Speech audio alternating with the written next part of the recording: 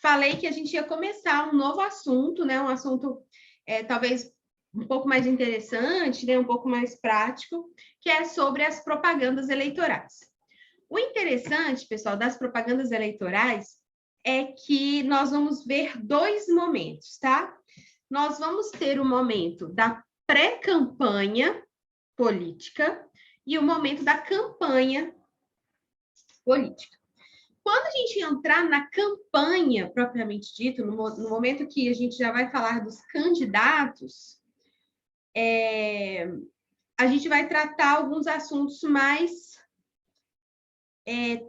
por tópicos mesmo e desenvolver. Nesse momento, eu quero tratar com vocês muito mais o que se trata dessa pré-campanha, tá bom? Vocês estão conseguindo ver aqui ainda? Não? Aí, agora deu. Deu aí para vocês? Não, sumiu. Sério? Tá uma tela preta com risco branco no meio. Isso mesmo. Sim.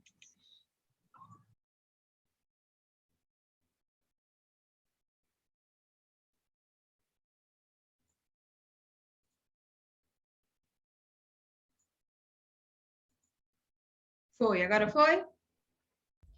Foi, agora foi.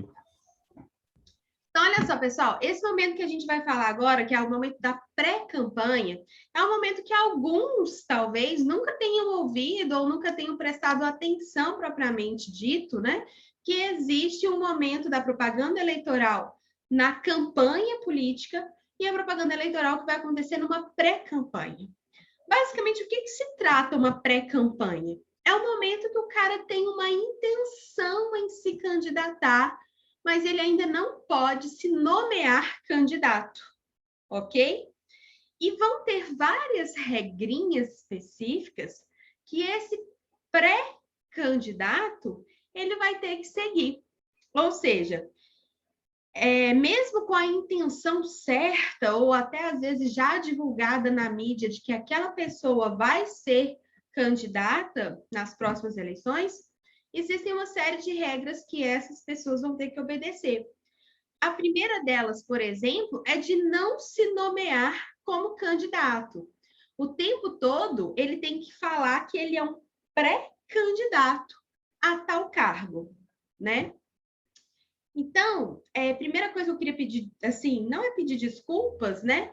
Mas como esse slide eu fiz ano passado, eu tive que alterar algumas coisas para as datas do ano passado, que era um ano eleitoral, ok? Então, onde tem data aqui, observe que a gente estava falando de um ano eleitoral um pouco atípico, considerando a pandemia, tá bom?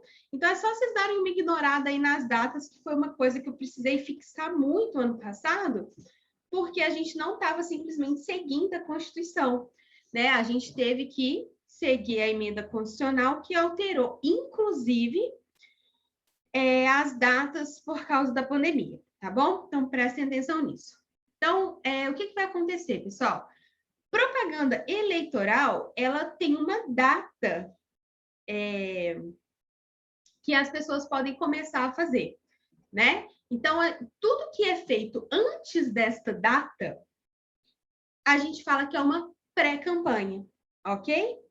Ou seja, para começar a campanha eleitoral, a gente tem que ter, em um primeiro momento, aquela convenção que eu falei nas aulas passadas, que os partidos se reúnem, né, fazem uma convenção partidária, escolhem quem vão ser os seus respectivos representantes. Naquela convenção é destinada a escolha dos números eleitorais que cada candidato vai utilizar, né? Se tratando de uma candidatura, por exemplo, de vereador, de deputado, que não é majoritária, né? Então, por exemplo, o partido, ele tem a legenda 12. Então, todos os possíveis candidatos, eles têm que começar com o número 12, né? Então, vai ser sempre aquilo que a gente falou, né? 12, 1, 2, 3, 12, 2, 2, 2. A tentativa de pegar números que gravem. Então, nessa convenção partidária, vai ser estabelecido todos assim, os nomes, números, tudo o que aconteceu na convenção, eventuais questionamentos, eventuais discussões, leva a ata, né, para registro no tribunal, no Superior Tribunal Eleitoral. A partir daí que a gente vai falar que existe uma campanha eleitoral onde se permite a propaganda eleitoral, ok?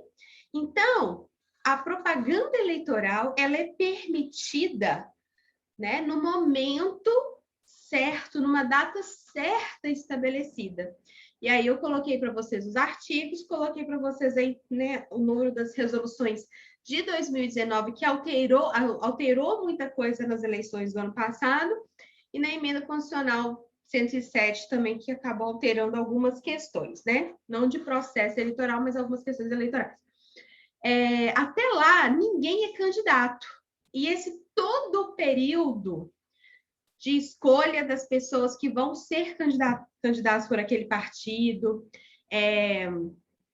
a própria pessoa decidir se vai ser ou não, né, candidato, é conhecido como pré-campanha, ok?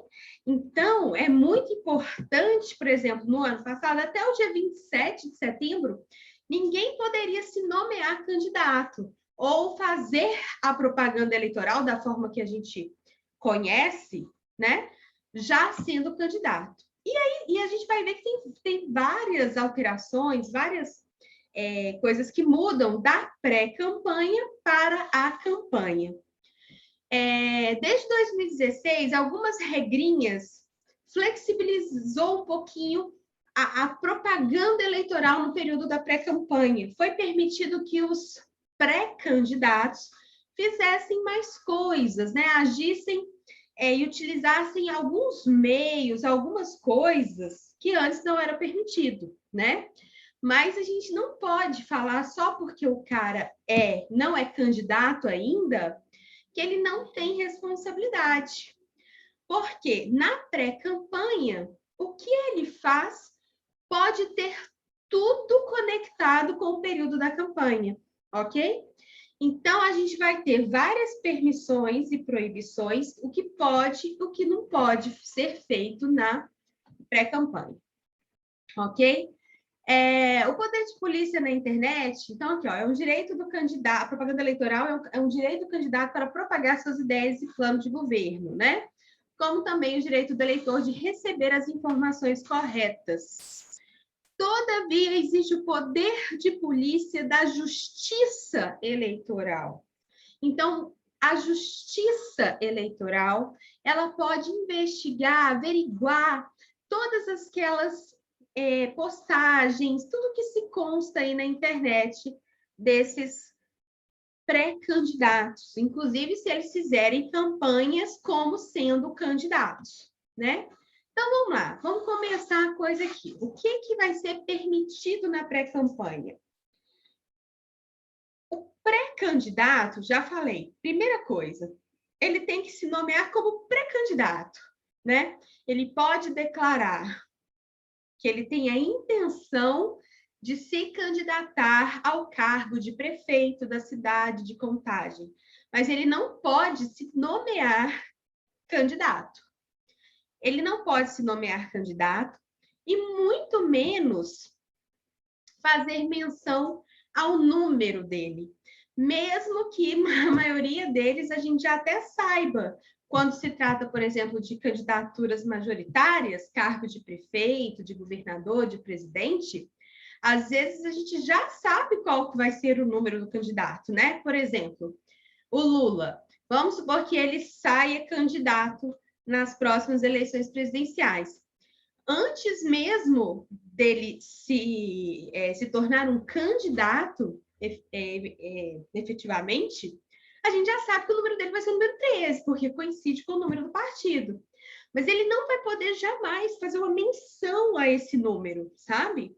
Então, por exemplo, nas postagens das redes sociais dele, se ele fizer alguma menção que o número dele vai ser 13, então vote em 13, ou qualquer coisa assim, isso já vai gerar um problema que é uma campanha extemporânea, né? Uma campanha eleitoral que está sendo feita antes da hora. Esse candidato, esse pré-candidato, então ele tem que tomar esse cuidado. Na verdade, nós, como advogados, a gente vai ensinar isso para esses candidatos, que eles não têm que se nomear candidatos, que eles se nomeiam pré-candidatos, não podem fazer alusão a qual o número que eles vão usar, eles não podem pedir voto, né? E nem expressar a intenção de pedir voto. Ele pode sim falar sobre suas preferências sociais, suas preferências políticas, o que ele acredita, né? Qual é a linha filosófica que ele segue, mas ele não vai poder nem prometer nada, né? E nem falar, olha, então, se eu for prefeito da cidade de Contagem, vou fazer isso, isso. Isso não pode ser feito, tá? Então, isso tudo é momento de pré-campanha. Fala, Alexandre. Zé Vitor. Não, você está falando aqui, em Contagem aconteceu um caso muito interessante que ilustra isso, com o candidato Alvear. Ele, como ele não tinha um histórico político, ele na pré-campanha fez de tudo para se apresentar, produziu muito vídeo, e ao final de todo vídeo ele falava, meu nome é Alvear Saraiva, Alvear Saraiva. Todo vídeo ele só falava isso. E aí ao final do vídeo uma assinatura simples, porque ele ia se apresentar na campanha como Coronel Alvear. Ou seja, ele, até para não caracterizar uma campanha antecipada, ele já usava um nome diferente. E, visivelmente, você via essa postura nos candidatos, como também até questão de uso de logomarca, esse tipo de coisa, para não caracterizar. Isso. Mas foi nitidamente, principalmente rede social, todo mundo se apresentando, debatendo na cidade. E ainda mais, José Vitor, depois das eleições de 2018, né, que foi aquele boom das redes sociais, aquela coisa assim, sem limites, o que os candidatos já perceberam? Cara, se a gente não utilizar as redes sociais, a internet para a campanha de 2020, eu vou ficar para trás. Então, assim, todo mundo foi com muita sede ao pote, né? Todo mundo usou, sim. Vários candidatos tiveram assim, ações, né, contra eles, vários candidatos mesmo, no sentido de fazer campanha fora do tempo. Mas a grande maioria foi possível. Aqui no escritório, pelo menos, a gente conseguiu defender todos e não tem nenhum problema. Em qual sentido? Porque a gente foi na letra das resoluções, na letra da lei, e o que não é permitido. Então, por exemplo, no caso dele, será que ele de fato estava fazendo uma campanha eleitoral? Não, ele estava fazendo uma campanha eleitoral, mas no momento de pré-campanha, né? Então, se ele mudou a marca do nome dele, se ele mudou as cores da logomarca dele, do material gráfico, dos posts, né? A identidade, né, que a gente fala, beleza. Agora não. O cara que, por exemplo, ele escolhe a cor amarelo e verde para fazer a pré-campanha, quando ele se lança candidato, ele vai precisar mudar as cores da campanha dele, para justamente não ter essa vinculação. Aquele cara, sabe aquele cara que fica usando as cores do Brasil, amarelo e verde, na pré-campanha, ele vai ser obrigado a usar outra cor, sei lá, roxo e azul, enfim. Então, até para quem faz esse marketing político, eu não sei se aqui na sala tem pessoas dessa área de marketing, mas é uma área que está crescendo demais e que o cara do marketing político ele tem que saber de direito também, igual a gente estava falando, né, dos contadores, é uma área que está crescendo muito, que é o marketing político. Por quê? O cara que ele vai ser contratado para ser o marqueteiro aí das campanhas, ele precisa saber o que pode e o que não pode. Tudo bem que a maioria, ou não, mas a maioria aí dos candidatos vai ter um suporte jurídico, mas o cara que vai traçar as estratégias de marketing do candidato, ele não pode ir a Deus do Ará, né? E postando um monte de coisa nas redes sociais, pagando ads, pagando AdWords, né? Tudo vai ter que ser muito bem estudado, tanto na campanha quanto na pré-campanha. Então, olha só, o que é importante de saber é, não posso fazer menção ao número, não posso, assim, Olha, então, se vocês querem uma contagem melhor, vai ter um candidato, né, do partido tal. Não pode fazer isso. Não pode pedir voto de jeito nenhum, nem direta, nem indiretamente. Fala, Igor. Eu já vi um processo que um terceiro utilizou o nome de determinado vereador para fazer enquete no Facebook se a população votaria em determinado vereador, e parece que o Ministério Público denunciou, né? Porque isso não pode ser feito, né? Mesmo se for um terceiro. Só que olha só, qual que é a responsabilização que eu vou pôr nesse terceiro?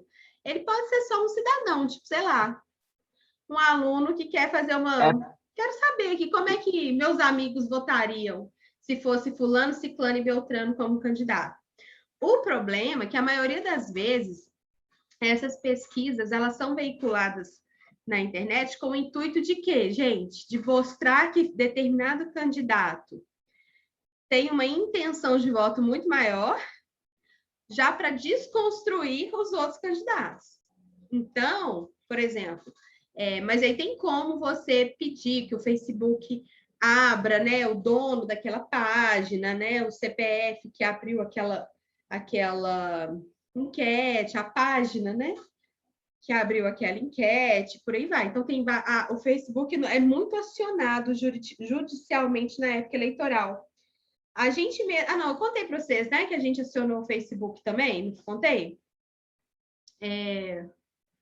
Contei. O candidato, ele colocou lá 15 mil reais em anúncios, né, durante a campanha. Ele comprou do Facebook, o Facebook emitiu uma nota fiscal que recebeu 15 mil reais do candidato para que, ao longo da campanha, ele fosse fazendo posts, né, links patrocinados. No entanto, o que aconteceu? Chegou lá nas 24 horas anteriores à eleição, esse candidato ainda tinha 3 mil reais de créditos que ele já tinha pago para o Facebook, mas que por questões que não são permitidas, nós vamos ver isso depois, propagandas eleitorais nas redes nas últimas 24 horas antes das eleições, ele não pôde vincular. Então, ele ficou com 3 mil reais sobrando lá no Facebook. Beleza, até aí tudo bem. Acabou a campanha, esse candidato encerrou a conta, fugindo um pouquinho da aula aqui, mas tudo bem. Esse candidato encerrou a conta bancária de candidato daquela campanha e fez um pedido para o Facebook para devolver os 3 mil reais que não tinha sido gasto. O que o Facebook falou?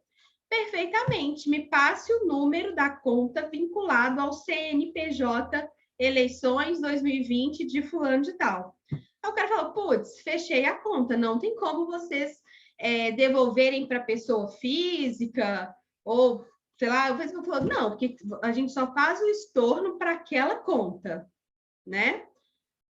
Beleza. Segunda coisa difícil. Aí, por fim, na prestação de contas do candidato, o que foi averiguado?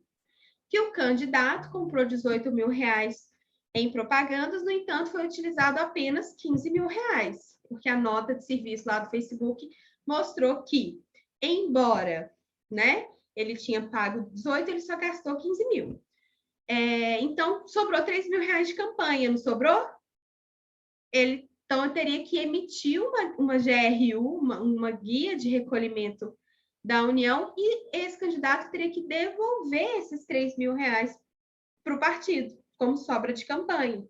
Só que o cara, olha que sacanagem, porque, na verdade, os 3 mil reais saíram da campanha dele, mas não foram utilizadas. Então, é como se o Facebook tivesse ganhado esses 3 mil reais e não prestado o serviço. No entanto, nas regras do Facebook, só pode ser prestado o serviço para aquela conta. Eu não posso pegar os 3 mil reais que eu comprei e dar de presente para um blogueiro, por exemplo. Não posso. Né? A conta que compra aqueles anúncios patrocinados, ele tem que ser utilizado para aquela conta. Ou seja, o cara levou prejuízo 2 vezes, né? Uma porque ele pagou 18 mil e só usou 15 mil reais no Facebook, e ele ainda teve que recolher, na verdade eu estou falando, mas na verdade foi 5 mil, ele ainda teve que recolher mais 5 mil para a União. Ou seja, ele teve um prejuízo de R$10.000. O que a gente vai tentar fazer agora? Em termos de prestação de contas, não, a gente não tem como sair disso, porque é considerado sobra de campanha. E se a gente vai em todas as jurisprudências de TSE e tudo, é considerado sobra de campanha. O que acontece é que, às vezes, essa sobra de campanha é valores irrisórios, tipo assim, R$10, R$15. Aí, pelo princípio da insignificância, é ignorado. Mas, no caso dele, foi R$5.000, né?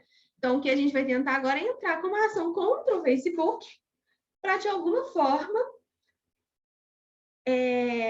mostrar a intenção dele em não utilizar o crédito e de vincular o CNPJ àquela pessoa física, né? Assim, é uma ação um pouquinho difícil, mas é o que a gente vai tentar fazer para diminuir o prejuízo econômico. Depois eu conto para vocês se vai dar certo ou não, mas é tudo uma tentativa. Né? Professora, pode falar. Tudo bem? Quem está falando comigo? Letícia, professora. Estou procurando você aqui, não estou te achando. Oi, Letícia. É o seguinte, quando um candidato, ele se candidata, ele põe lá o nome dele, mas vamos falar assim, o avô dele já foi candidato. Uhum. E ele usa o tempo todo o nome do avô.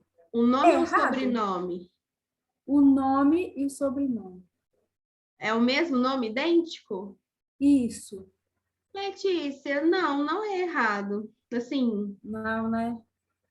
Teria até que olhar, assim, ver se isso jurisprudencialmente tem alguma questão sobre isso. Às vezes tem algum julgamento nesse sentido, mas na legislação não tem nenhum impedimento. É porque eu pensei assim, porque foi até meu sogro foi candidato há muitos anos, já é falecido, há 20 anos, Sebastião Drummond de Contagem, sabe?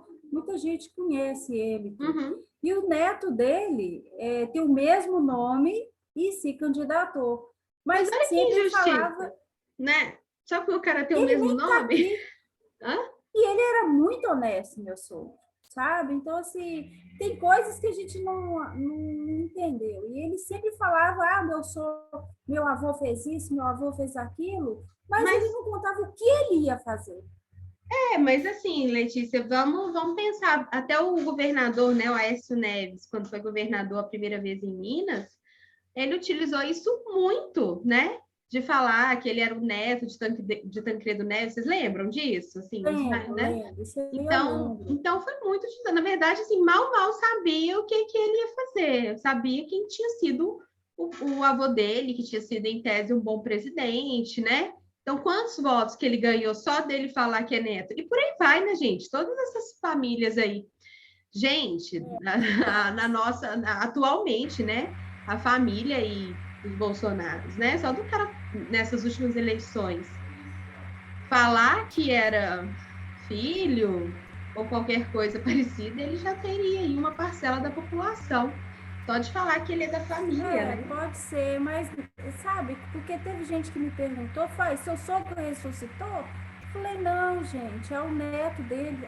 Porque tá usando, ele tem o mesmo nome, mas... sabe? Eu falei, gente, por que ele não foi ele mesmo? Ele pode até usar o nome, mas desde que fala o que ele ia fazer e não o que o meu sogro ia fazer. Mas eu acho que aí é muito mais uma questão de de ética mesmo, né? De ser bom ou ser ruim, porque às vezes aquele candidato também vai falar o seguinte: nossa, o meu avô fez uma péssima política. Eu não quero que meu nome seja vinculado a ele de forma alguma. Aí ele deixa claro, inclusive, que... né, que não quer. quer. Acho que isso aí para mim, eu acho que é bem tranquilo. Assim, eu não veria problema. Eu não sei, acho que eu falo, eu tenho um nome totalmente o jeito de pensar diferente. Acho que tem que ser você mesmo. Você tem que ver o que você vai fazer, o que você vai ajudar. Letícia, mas na hora da política é diferente, né? Por isso que eu não gosto de político, porque um monta nas costas do outro. Né? Não, a guerra é grande, não é fácil, não. E a pessoa que entra... Gente, eu saí, né, do modo aqui. Tá vendo? Eu não posso clicar em nada fora. Vocês estão vendo o negócio do jeito que estava, não?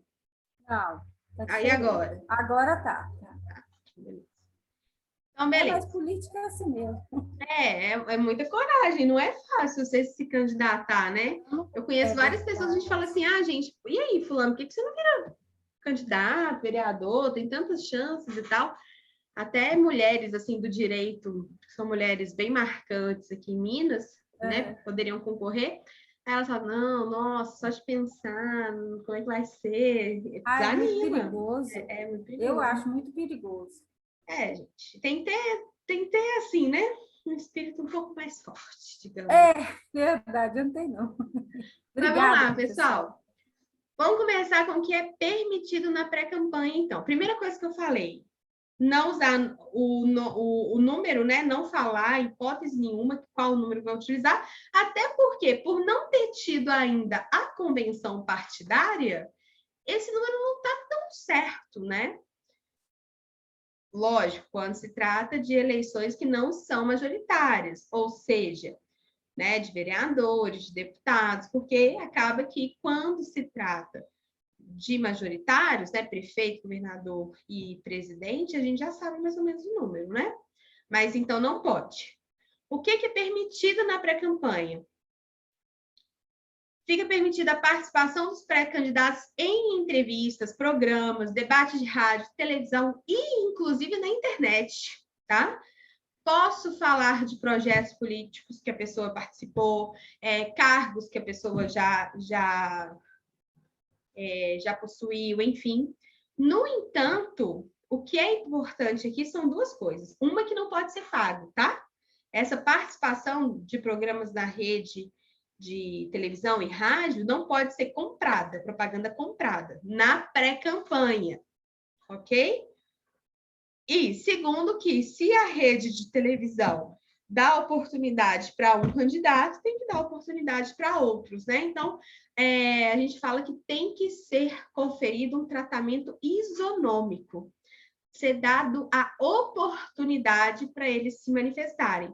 Então, normalmente, os chefes de campanha, né, os chefes de partido e tal, os secretários, eles já recebem das redes de televisão e de rádio, por exemplo, datas possíveis, se o cara quiser, se ele tiver interesse em se manifestar, em ir, em discutir, né, antes da pré-campanha, ok? Então, primeira coisa que pode. Segunda coisa, uso de redes sociais. Pode usar Facebook, pode usar Instagram, pode usar WhatsApp, pode usar Twitter. Por quê? Eu posso usar, sim, as redes sociais para falar dos meus projetos, né? Participar de encontros, discutir questões políticas e falar também qual é o meu posicionamento, qual que é a minha opinião, qual é o meu posicionamento pessoal, que não poderia se confundir com o meu posicionamento. Ele pode se confundir, mas eu não posso declarar que será o meu posicionamento durante a campanha, ok? Porque vocês se imaginam, isso aconteceu demais também esse ano. Começou o Covid-19. O que aconteceu? Todos os candidatos ou pré-candidatos, tanto a prefeitura quanto para vereador, a prefeitura aconteceu isso demais, até em Contagem, queria dar a sua opinião sobre o Covid, o que faria, o que deixaria de fazer, se ia fazer o lockdown ou se não ia, né? Porque foi aquele momento que teve muitas discussões sobre isso. Claro que eles iriam comentar sobre isso nas redes sociais. É possível deixar o seu posicionamento sem necessariamente você vincular isso a uma eventual campanha, né? Porque ali a pessoa já vai te conhecendo, já vai entendendo o seu lado, né? Não tem grandes problemas aqui, não. Lembrando, eu estou falando de uma pré-campanha, ok? Não é depois do cara ser lançado como candidato. Ele ainda não pode se nomear candidato, ok? Impulsionamento no Facebook. Pode? Pode, mas não pode ser pedindo voto, ok? Então, tem que ter um controle muito grande. O cara que quiser impulsionar no Facebook, ele tem que fazer um cuidado de analisar tudo que está sendo comentado ali naquela propaganda, naquele post, né? Porque se alguém virar, por exemplo, falar assim, gente, inclusive, vamos votar nele nas próximas eleições, isso pode caracterizar uma campanha extemporânea. Pode. É possível fazer defesas, mas basta, às vezes, o cara ir lá e cancelar, né? Excluir aquele comentário. Ele tem que ter um controle grande ali das redes sociais, ok? Na pré-campanha, a gente não vai ter a utilização do CNPJ. Eu mostrei para vocês aqui quando a gente faz o registro de candidatura e todas as contas, todo o material gráfico que é impresso, tudo que se utiliza nas redes sociais, ó, na campanha, é, inclusive, utilizado com o CNPJ da campanha. Fica assim. Como é que é? Campanha 2020, fulano de tal. Inscrito no CNPJ número tal, ok? Diferente da pessoa CPF. Então, neste momento de pré-campanha, eu ainda não tenho instaurado no CNPJ. Então, eu não utilizo nada no CNPJ. Inclusive, os pagamentos das coisas e até do impulsionamento pelo Facebook vai ser feito no CPF da pessoa física, não no CNPJ. Entendeu? Então, por exemplo, a gente já consegue ver se a pessoa estava fazendo campanha extemporânea, né, campanha antecipada, se ele comprou algum impulsionamento a partir do CNPJ e não a partir do CPF, ok? Por exemplo, a partir desse ano, né, do ano passado, o Facebook implementou algumas regras de monitoramento e teve um contrato no Facebook falando exatamente o que os candidatos iam ter que obedecer, o que ia poder ter, o que não ia poder ter, e se eles violassem, seriam excluídos, tá? Isso é uma novidade do ano passado também. Só vou terminar aqui, deixa eu ver se dá para terminar rapidinho, porque já está acabando a aula, não já? Já acabou? Falta um minuto. Fazer adesivos da pré-campanha? Pode. Pode. No entanto, depois, durante a campanha, tem que mostrar que teve gastos com materiais feitos antes. E essa pré-campanha não pode estar com o mesmo, falamos aqui, né, com o José Vitor, o mesmo logo, as mesmas cores, né? O cara pode até gastar dinheiro fazendo isso. Mas tem que ser diferente da campanha que vai vir a ser no momento oportuno. Durante a pré-campanha, então, ele pode falar: eu, fulano de tal, formado em tal faculdade, pós-graduado em qual curso, não sei o quê, sou voluntário em 30 instituições, né, sem fins lucrativos. Ele pode falar o que ele quiser sobre ele, desde que não peça voto, né? Vocês devem votar em pessoas que, assim como eu, né, fazem trabalhos sociais. Jamais ele poderia falar esse tipo de coisa. Já falei isso. Pode se posicionar sobre assuntos políticos, inclusive na internet, na televisão, né, nas rádios e por aí vai, ok? Então, aqui, ó, assim é possível fazer críticas políticas das questões políticas que está acontecendo, as pessoas de dirigentes políticos. Não é só porque eu sou pré-candidata que eu não posso ter minha opinião contra fulano e ciclano. Não. Eu só tenho que ser responsável na hora de expressar essa opinião, né? Então, pessoal, na próxima aula, sexta-feira, eu vou falar o que não é permitido, ok? Então, falamos aqui o que é permitido na pré-campanha, o que não é permitido, e aí a gente vai começar aí item por item durante a campanha, ok? Então, é isso, turma. Ficamos por aqui e até sexta-feira, combinado?